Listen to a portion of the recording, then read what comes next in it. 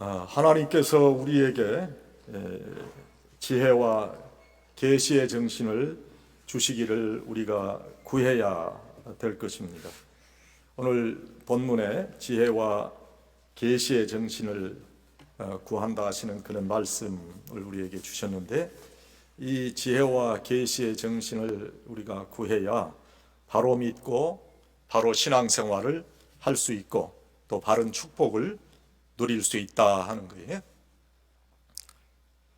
신앙의 형식이 신앙의 내용과 다르면 신앙의 삶을 살지 않는 것이고, 우리 그리스도인의 삶과는 전혀 다른 모습을 나타낼 수밖에 없습니다. 그래서 신령한 지혜를 구할 수 있어야 됩니다. 신령한 지혜는 하나님을 알게 하지요. 지혜의 눈을 허락하셔서 부르심의 소망이 무엇인지, 또 성도의 기업의 풍성함이 무엇인지 그걸 알게 하십니다. 또 하나님을 믿는 성도의 능력이 무엇인지 알게 하신다. 그렇게 본문이 말씀하십니다.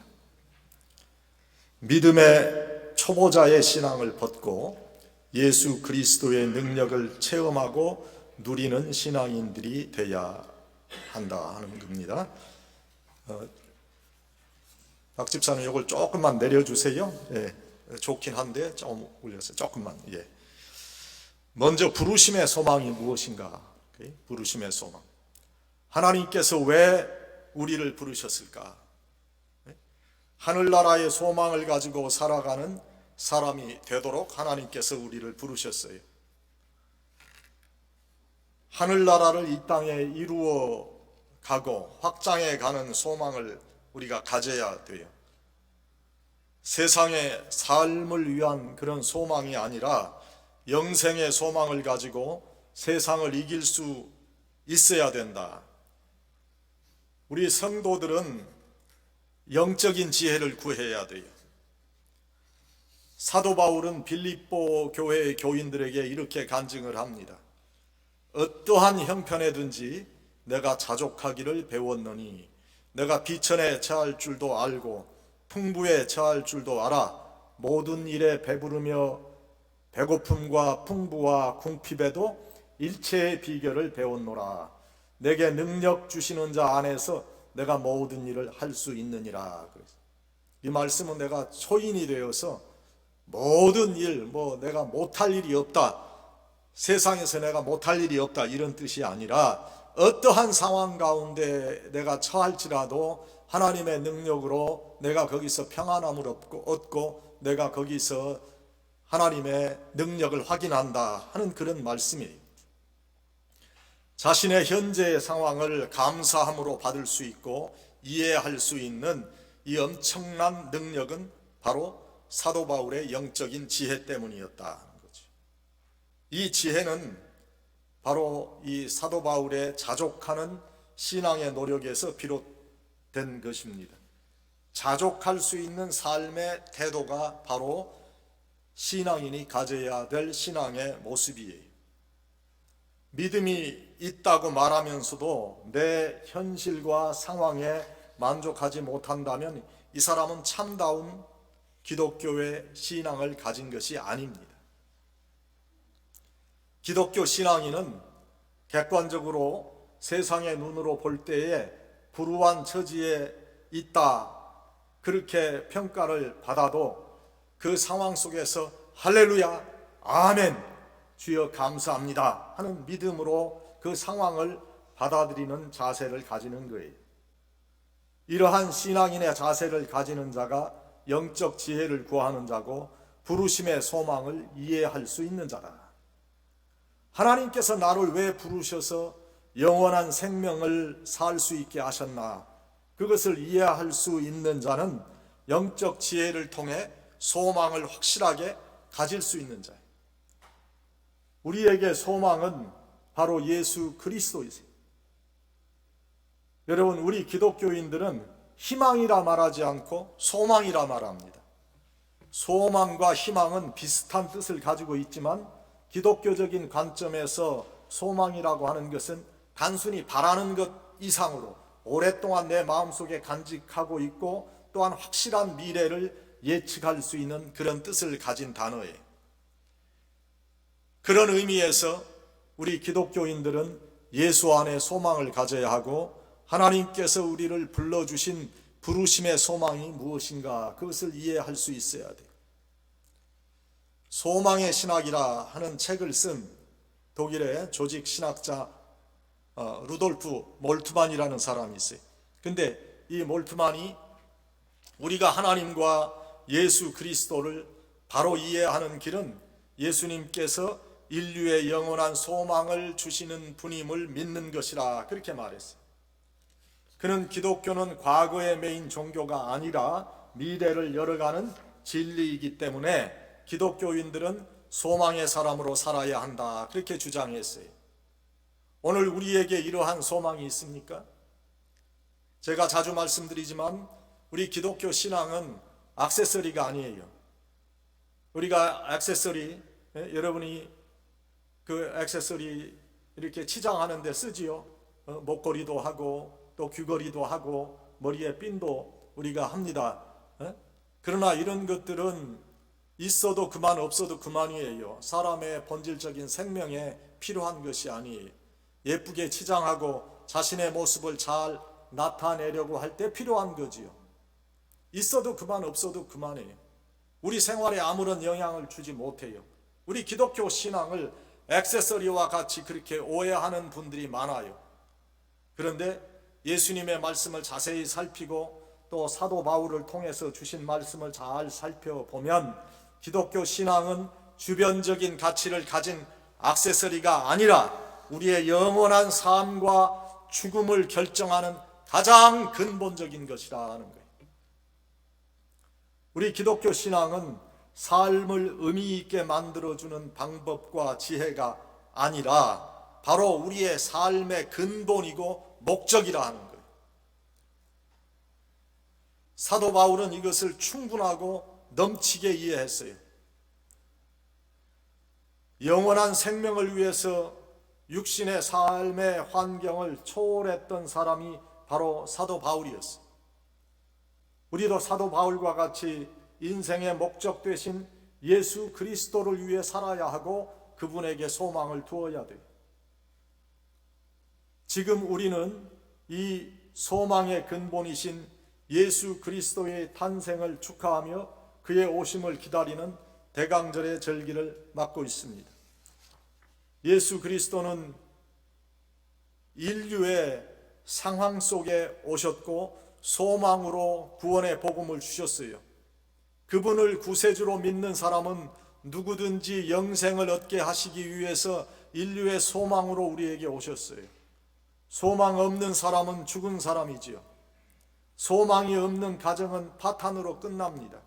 소망 없는 국가는 부도난 것과 마찬가지입니다. 그래서 사탄은 우리에게 소망을 빼앗아 가려고 하는 못된 짓을 계획하고 실행합니다. 그래서 신령한 지혜로 사탄의 계획을 우리가 파악하고 예수 안에 소망을 든든히 가져야 합니다. 우리의 소망은 예수 그리스도세요. 우리를 죄에서 구원하신 예수 그리스도, 영원한 사망에서 해방시켜 주신 예수 그리스도, 그분만이 진정한 우리의 소망이라. 우리의 절망적 현실에서 암울한 상황에서 낙심하지 말고 예수 그리스도의 십자가를 바라보며 소망의 사람으로 살아야 돼요. 예수님께서 삶의 근본이 되시면 육신의 삶의 필요도 채워주시는 거예요. 육신의 삶의 필요를 위해서 예수님을 이용하고 교회를 이용하려고 하고 육신의 삶이 근본이 되고 목적이 되면 예수님을 믿는 그 신앙을 주변적 가치에 두게 된다 하는 거예요. 그래서 소망은 약해지고 육신의 삶도 궁핍해지고 은혜도 메말라 가는 거예요. 사랑하는 여러분, 우리를 부르신 부르심의 소망 안에서 예수님께서 근본이요 목적이 되시는 그런 신앙의 삶을 누리시기를 바랍니다. 그 다음에 기업의 풍성함은 무엇인가? 기업은 성도의 기업을 뜻하는 거지요. 물질적인 풍성함을 위한 기업이 아니라 영적 은혜, 그 영적 은혜의 풍성함을 말씀하시는 거예요. 은혜의 풍성함은 어떠한 인생의 때에도 기쁨으로 살 수 있는 그런 능력을 뜻하는 겁니다. 성도는 세상이 감당할 수 없는 능력의 사람이 되어야 됩니다. 우리의 삶이 풍성한 은혜의 삶이 되어야 됩니다. 그런데 이 풍성한 은혜의 삶을 가로막는 사탄의 역사가 있어요. 사탄의 역사는 우리를 자꾸 세상적인 생활에 연결을 시켜서 우리의 마음을 불안하게 합니다. 하나님께서 주시는 풍성한 은혜의 삶에서 멀어지게 하는 것들이에요. 그건 바로 의심과 염려와 근심과 그리고 불안과 공포예요. 이것들이 하나로 연결되어 있어요. 이것들의 원인은 육체의 죽음이에요. 인간의 죄, 그리고 삶의 허무감이에요. 이 문제의 원인이 우리의 심령에 존재하는 한 참된 평화와 평안을 기대할 수 없어요. 여러분, 우리가 바른 기독교의 신앙을 가지면 당당하게 살 수 있어요. 왜 그래요? 예수님 때문에 그래요. 예수님께서 나의 주인이 되어주시고 예수님께서 나에게 참된 삶의 은혜를 주시기에 모든 일에 자족할 수 있는 평안을 누릴 수 있게 되기 때문이다. 이 비밀을 터득해야 그리스도인이라 불릴 수 있는 겁니다. 여러분, 아무리 비싸고 편리하고 탁월한 기능이 있는 차를 내가 가지고 있고 또 아무리 안락하고 호화로운 집을 가지고 내가 세상의 호사스러운 행복을 다 누린다고 해도 그것이 영원하고 참된 평안을 가져다 줄 수 없음을 아실 거예요. 참된 내적인 만족과 영혼의 행복은 죽음과 죄, 염려와 근심을 극복할 수 있는 평안한 마음을 소유하는 데 있는 거예요. 그런 평안은 세상이 줄 수 없어요. 또 내가 노력하고 수행해서 얻을 수 있는 것도 아니에요. 내가 죽을 힘을 다해 이루었다고 생각하지만 어느 종교의 말대로 도로함이 탑을 되어 허사로 돌아가고 마는 거예요. 이 평안을 얻는 길은 성도의 기업의 풍성함이에요. 성도의 기업의 풍성함의 근본은 바로 예수님을 내 구주로 고백하는 신앙이다. 가난에 시달릴 때 여러분, 내가 돈만 벌면 행복할 것이라고 평안할 것이라고 생각하잖아요. 그러나 여러분, 돈 벌었을 때 여러분의 현실이 그랬습니까? 인생의 고비를 우리가 넘어가잖아요.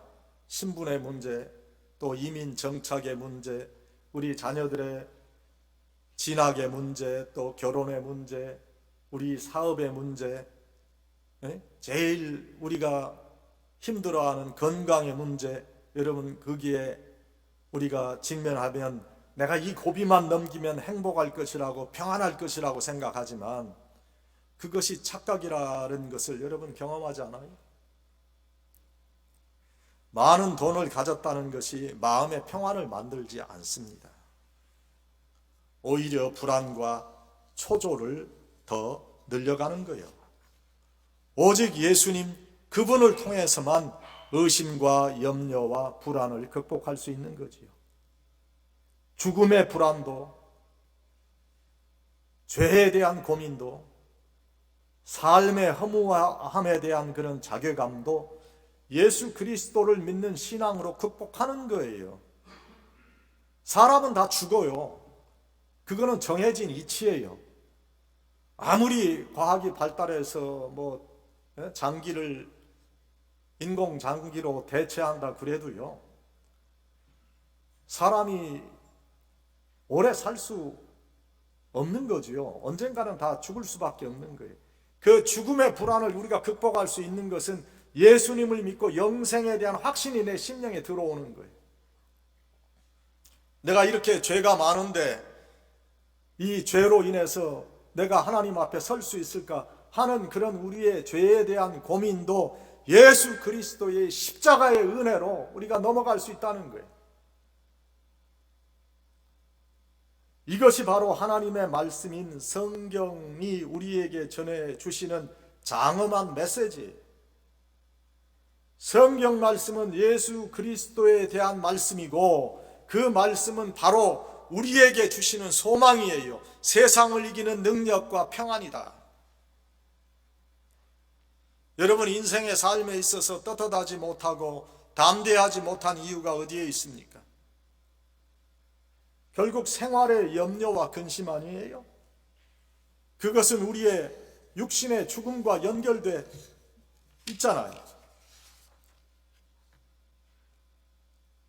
그래서 신앙인의 담대함으로 살지 못하고 비열해진다는 거예요. 구약의 역사를 살펴보면 솔로몬 이후에 여로보암이라고 하는 왕이 소개되지요. 이스라엘이 남과 북으로 분열되었을 때 이스라엘의 왕이 되었던 이 여로보암은 우상을 섬겼던 아주 못된 왕으로 구약의 역사에 계속해서 기록이 되고 있어요. 그런데 여러분, 우리도 이러한 여로보암과 같은 죄가 우리 심령에 혹시 없는지, 우리 심령 속에 못된 우상이 자리 잡고 있어서 담대한 신앙의 모습을 보이지 못하고 비열하게 세상과 타협하고 있지는 않는가? 세상 기업의 풍성함이 우리에게 이루어지기보다는 성도의 기업의 풍성함이 우리의 심령에 이루어지도록 우리가 힘써야 돼요. 생각을 바꿔야 돼요. 기독교적인 관점에서 세상을 볼 수 있어야 돼요. 예수님의 마음을 가지고 관계를 정립할 수 있어야 돼요. 성도의 기업의 풍성함을 먼저 생각하는 자로서 살아야 된다. 이 세상에 우리가 생명을 가진 그런 존재로서 내가 왜 살아야 하고 무엇을 위해 살아야 하는지 그 의미와 목적을 모르면 불행한 인생 살 수밖에 없어요. 그런데 세상이 감당할 수 없는 성도의 기업의 풍성함을 얻고 하나님의 은혜를 얻게 되면 참 값있고 멋진 행복한 인생을 살 수 있다 하는 거예요. 예수님을 바로 믿고 그분의 가르침을 따르게 되면 섬길 수 있고 이해할 수 있고 줄 수 있고 포용할 수 있고 사탄 마귀의 역사를 분별하여 지혜롭고 담대하게 살 수 있다. 이것이 성도의 기업의 풍성함의 뜻이에요. 더 나아가 영원히 사는 영생의 비밀을 터득하게 되는 거예요. 예수 그리스도 안에서 죄사함을 받고 구원의 은혜를 체험한 사람들에게 인생은 아름답고 가치가 있어 보입니다. 세상이 변해서 그런 게 아니라 바로 내 자신의 심령이 주님께서 주시는 성도의 기업의 풍성함으로 채워지기 때문에 성도의 기업의 풍성함은 우리가 살아가는 세상의 환경과 상황이 달라져서 이루어지는 것이 아닙니다. 세상이 주는 삶의 풍성함은 다분히 환경의 조건에 움직이지. 그게 일시적이고 피상적이에요.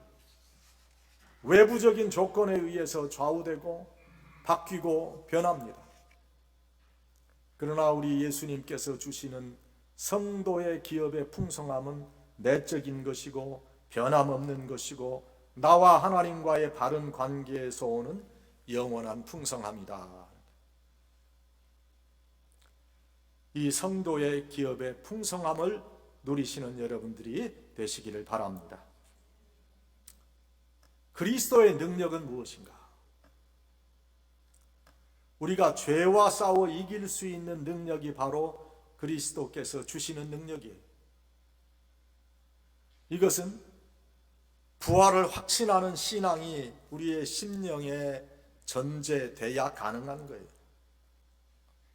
그리스도의 능력은 무에서 유를 창조하는 능력이시고 죽음에서 생명으로 변화되는 능력이죠. 부르심의 소망과 기업의 풍성함과 그리스도의 능력을 알게 하는 신령한 지혜를 우리가 구해야 돼요. 신령한 지혜는 예수님과의 바른 관계를 가지게 해요. 그리고 신령한 지혜는 예수님의 능력을 소유하고 살아가는 사람으로 만들어 주신다는 거예요. 그래서 예수님과 바른 관계를 가지고, 그래서 예수 그리스도의 능력을 소유한 자가 되면 예수님의 능력이 우리에게 나타나고 평안한 심령을 가진 사람이 되는 거예요. 여러분, 철봉에 매달려 보셨어요? 철봉에 여러분들이 거꾸로 한번 매달렸다고 가정을 해봅시다. 매달렸는데 누가 와서 지금 평안하냐고 묻는다면 평안하다고 답할 사람은 아무도 없을 거예요. 먼저 몸이 바로 서는 것이 가장 우선되고 중요한 것 아니겠어요? 그 다음에 평안하다고 이야기할 수 있을 거예요. 이와 같이 우리의 삶도 마찬가지예요. 주 안에서 바로 사는 것이 중요한 거예요. 그래야 예수님의 능력이 온전하게 우리에게 나타날 수 있고 역사될 수 있어요. 이 바로 서는 일 없이 평안이 있을 수 없고 예수님의 능력도 우리에게 역사될 수 없어요. 예수 그리스도와의 올바른 관계 회복이 없이 그리스도의 능력은 우리에게 나타날 수 없어요. 예수님의 능력은 예수 그리스도께서 나와 함께 하신다는 임마누엘의 신앙에 근거해야 나타날 수 있어요. 그래서 신실한 믿음의 사람들은 고독이나 좌절이나 죄의식이나 열등의식이나 허무함에 사로잡히지 않아요. 세상의 모든 것을 다 얻었다 해도 마음의 평안과 소망을 상실했다면 아직도 불행한 사람이지요.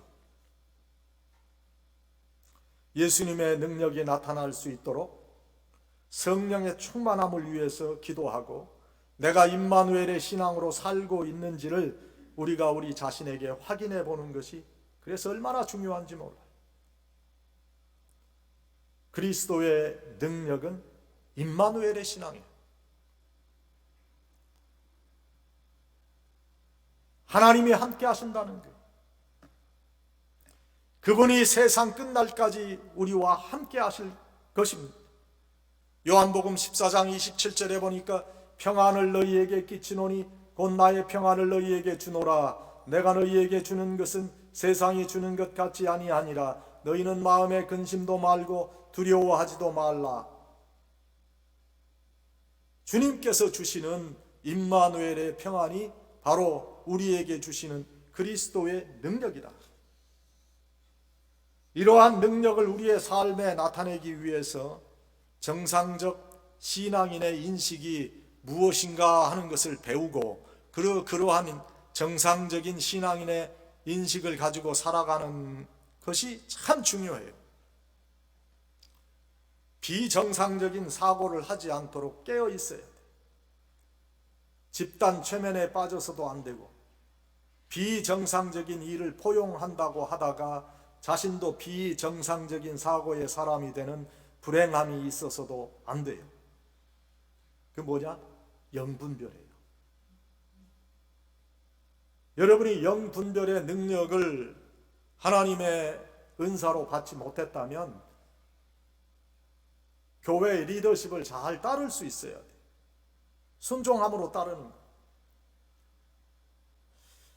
비정상적인 사고가 정상적인 사고를 도태시키는 일이 인류 역사에 나타난 적이 있어요. 비정상적인 사고가 정상적인 사고를 도태시키고 부인하는 그런 역사인데, 그래서 우리는 정신을 차려야 돼요. 잘못된 인식을 가지지 않도록 해야 돼요. 잘못된 영에 사로잡히지 않도록 우리가 기도하고 우리 자신을 살필 수 있어야 돼요. 잘못된 인식을 하는 자들이 있어요. 그들을 정죄해서는 안 되지만 그들의 생각을 정상적인 것으로 받아들여서는 안 된단 말이에요. 이 비정상적 일들이 비극적 결말을 가져온다는 것을 절대로 잊어서는 안 돼요. 1889년 4월 6일에 이날 같은 날에 두 아이가 태어나요. 한 아이는 오스트리아인 부부 사이에서 태어나는데 그 부부는 사촌 남매였어요. 법적으로나 윤리적으로나 생물학적으로 잘못된 만남이죠. 태어난 이 아기의 아버지는 세무직원이었는데 성질이 아주 급하고 또 어머니는 주부나 엄마로서의 일보다는 밖으로 나돌기를 좋아했어요. 그런데 아버지가 죽었어요. 그래서 어머니는 이 아이를 알코올 중독자인 숙모에게 맡기고 달아났어요. 16살에 이 아이는 학교를 중퇴하고 가출해서 여러 직업을 전전하다가 독일 군대에 입대해요. 그 후 정치에 입문하고 극렬한 행동대원이 되게 돼요. 그의 이 극렬한 정치 활동은 그를 1933년 독일의 수상이 되게 해요. 이 사람에 의해서 독일과 전 세계가 전쟁에 휘말리게 되고 무고한 유태인 600만 명을 비롯해서 수천만 명의 사람이 죽었어요. 수없는 고아, 불구자, 과부가 그로 인해 고통을 받았어요. 인류의 가장 큰 범죄자 아돌프 히틀러가 바로 그 아이였어요. 비정상적인 사고가 정상적인 사고를 압도함으로써 일어난 역사의 비극이에요. 또 다른 아이는 미국의 텍사스에서 태어났어요. 이 아이의 부모는 아이와 함께 캔사스 주로 이주를 합니다. 아이를 기독교 신앙으로 양육하기 위해서 도시 지역에서 시골 지역으로 이사를 간 거예요. 하나님을 두려워하라는 가훈하에 부모는 아이를 열심히 교육했고 온 가족은 교회에서 하나님을 믿고 섬기고 봉사했어요. 이 소년은 청년이 될 때까지 어머니와 손을 잡고 간절히 기도했어요. 또 군대 복무에 관심을 가지고 웨스트 포인트에 입학하고 졸업해서 훌륭한 군인이 되게 됩니다. 이 사람이 후일에 미국의 34대 대통령이 되었던 아이젠하워예요. 2차 대전을 승리로 이끌었던 미국의 명장, 훌륭한 대통령은 1969년 80세를 일기로 평화롭게 눈을 감았습니다. 그리고 전 세계가 그의 죽음을 애도했어요. 정상적인 사고와 비정상적인 사고의 뚜렷한 결과의 차이를 보여주는 예입니다. 우리가 정상적으로 인지하고 사고할 수 있도록 정상적인 인식과 사고를 하는 신앙인이 되도록 기도하는 것이 아주 중요한 거예요. 이단들은 비정상적인 신학을 정상적인 것으로 믿고 사는 자들. 이단을 판별하는 것은 신학적인 검증에 맡겨야 됩니다. 그런데 우리가 판별할 수 있는 것은 우선 우리가 느끼기에 우리의 마음을 평안하게 해주지 않는 독선적 느낌이 강하다는 거예요. 뭔가 불편해요. 예수 그리스도의 능력이 우리의 삶에 나타나도록 정상적인 신앙으로 예수님께서 임마누엘의 능력으로 나와 동행하심을 늘 확인하고 그리스도의 능력을 나타내는 자들이 되어야 돼요. 여러분, 우리가 때로는 영분별의 은사를 하나님께 구할 수 있어야 돼요.